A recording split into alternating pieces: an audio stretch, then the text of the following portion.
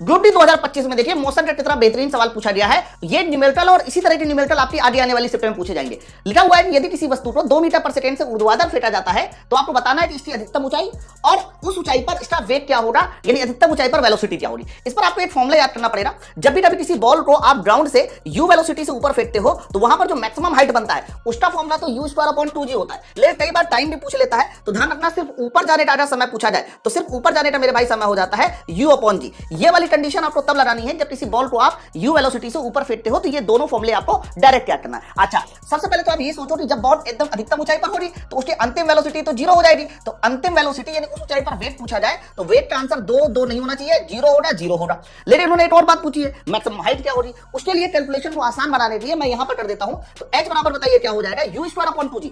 u की value 2 है तो 2 का स्क्वायर मैंने कह दिया, तो 2 का स्क्वायर हमारा हो जाएगा यहां पर 4। और रही बात तो g की वैल्यू अप्रॉक्सीमेट मैंने 10 मान ली। मैं 9.8 इसलिए नहीं लेके चल रहा हूं क्योंकि मुझे लगभग में आंसर चाहिए। तो 2/10 यानी जो अप्रॉक्सीमेट हाइट हो जाएगी वो 0.2 मीटर हो जाएगी। अब 0.2 मीटर वाला आंसर देखिए। अब देखो यहां पर 0.4 है तो ये तो आंसर नहीं हो सकता। इसका मतलब इस सवाल का सही आंसर ऑप्शन नंबर ए होगा।